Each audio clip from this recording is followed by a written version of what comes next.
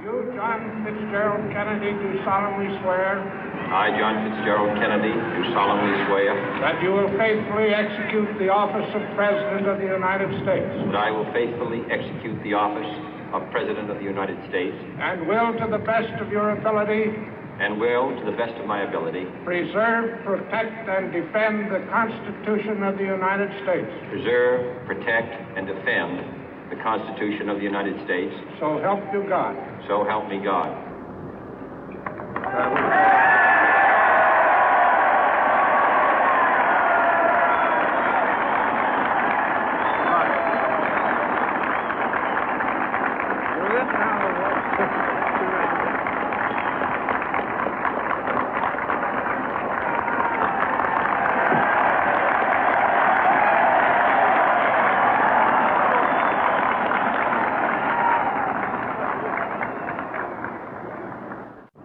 Vice President Johnson, Mr. Speaker, Mr. Chief Justice, President Eisenhower, Vice President Nixon, President Truman, Reverend clergy, fellow citizens.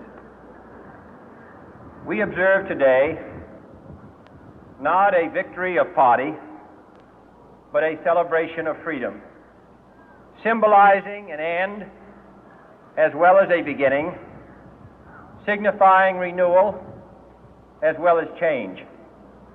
For I have sworn before you and Almighty God the same solemn oath our forebears prescribed nearly a century and 3/4 ago.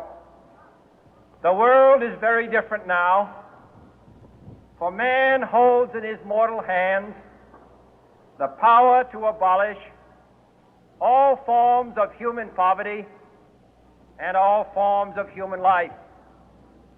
And yet the same revolutionary beliefs for which our forebears fought are still at issue around the globe.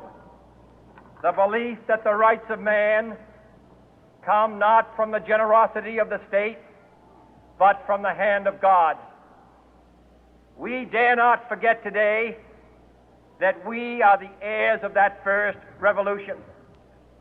Let the word go forth from this time and place to friend and foe alike that the torch has been passed to a new generation of Americans born in this century, tempered by war, disciplined by a hard and bitter peace, proud of our ancient heritage, and unwilling to witness or permit the slow undoing of those human rights to which this nation has always been committed and to which we are committed today at home and around the world.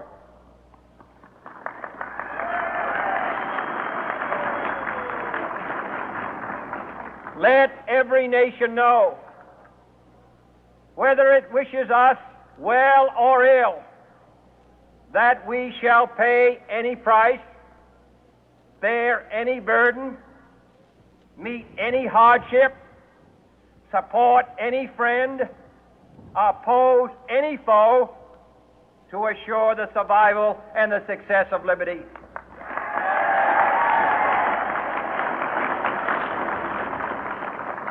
This much we pledge and more. To those old allies whose cultural and spiritual origins we share, we pledge the loyalty of faithful friends. United, there is little we cannot do in a host of cooperative ventures. Divided, there is little we can do, for we dare not meet a powerful challenge at odds and split asunder.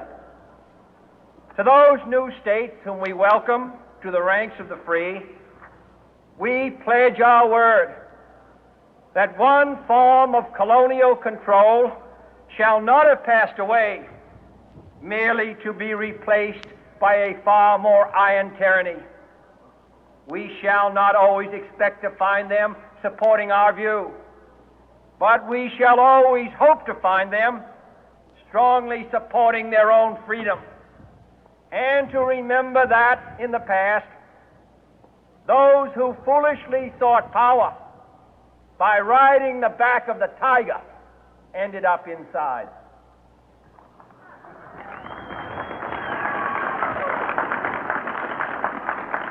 To those people in the huts and villages of half the globe struggling to break the bonds of mass misery, we pledge our best efforts to help them help themselves for whatever period is required, not because the communists may be doing it, not because we seek their votes, but because it is right. If a free society cannot help the many who are poor, it cannot save the few who are rich.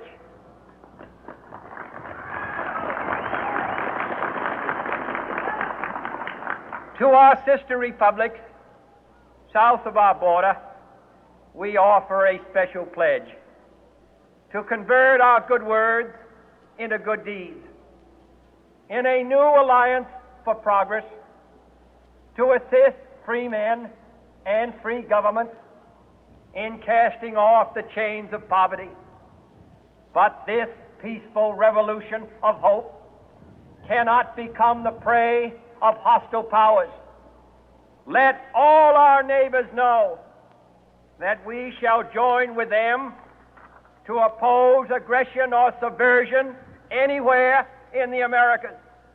And let every other power know that this hemisphere intends to remain the master of its own house.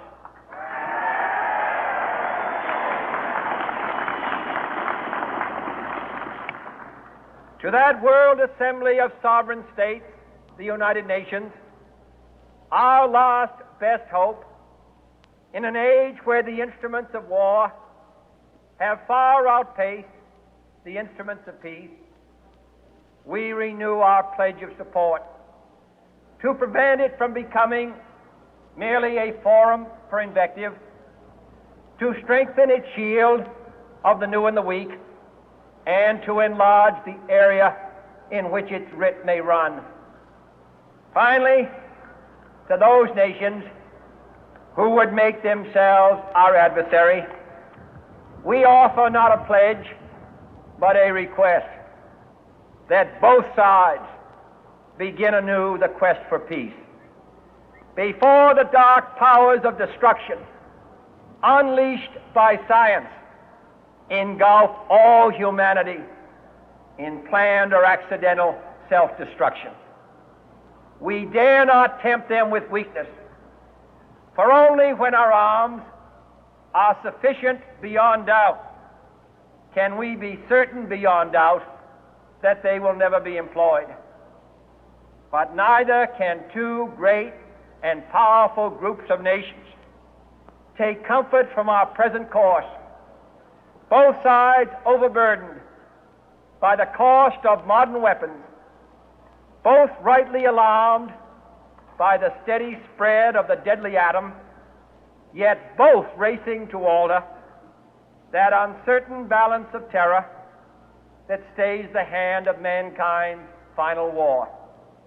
So let us begin anew, remembering on both sides that civility is not a sign of weakness, and sincerity is always subject to proof.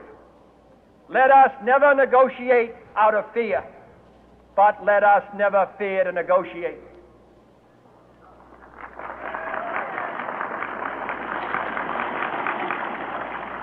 Let both sides explore what problems unite us, instead of belaboring those problems which divide us.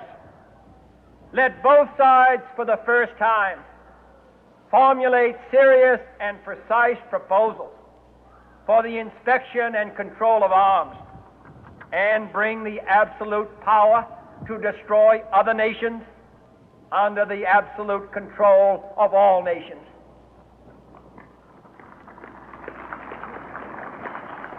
Let both sides seek to invoke the wonders of science instead of its terrors.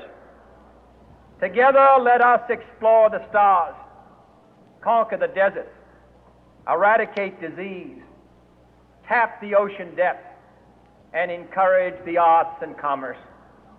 Let both sides unite to heed in all corners of the earth the command of Isaiah to undo the heavy burden and let the oppressed go free. And if a beachhead of cooperation may push back the jungle of suspicion, let both sides join in creating a new endeavor, not a new balance of power, but a new world of law, where the strong are just and the weak secure and the peace preserved. All this will not be finished in the first 100 days, nor will it be finished in the first 1,000 days, nor in the life of this administration, nor even perhaps in our lifetime on this planet. But let us begin.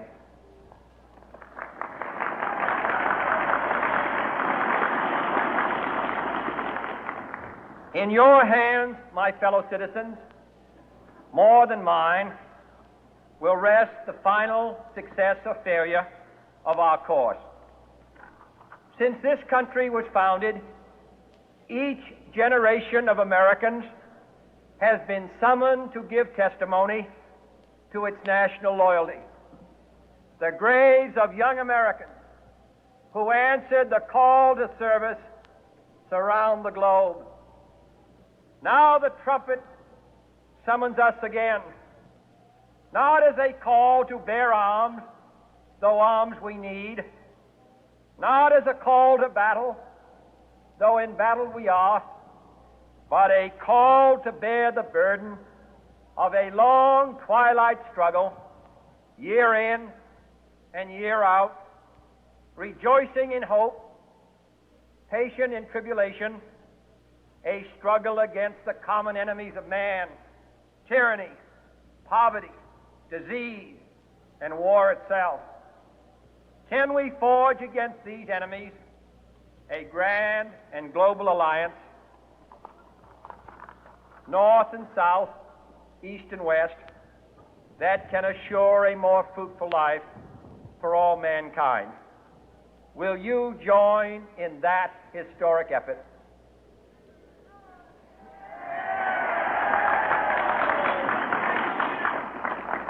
In the long history of the world, only a few generations have been granted the role of defending freedom in its hour of maximum danger. I do not shrink from this responsibility. I welcome it.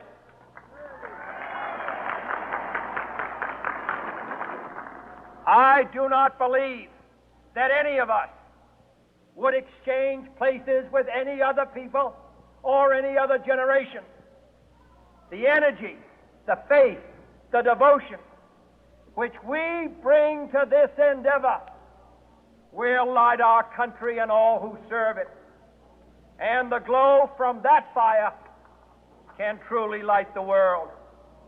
And so, my fellow Americans, ask not what your country can do for you. Ask what you can do for your country.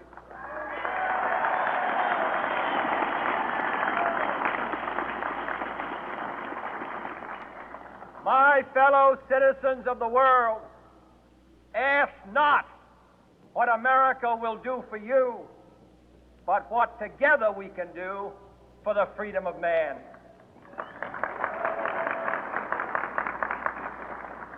Finally, whether you are citizens of America or citizens of the world, ask of us here the same high standards of strength and sacrifice which we ask of you. With a good conscience, our only sure reward, with history the final judge of our deeds, let us go forth to lead the land we love, asking His blessing and His help, but knowing that here on earth God's work must truly be our own.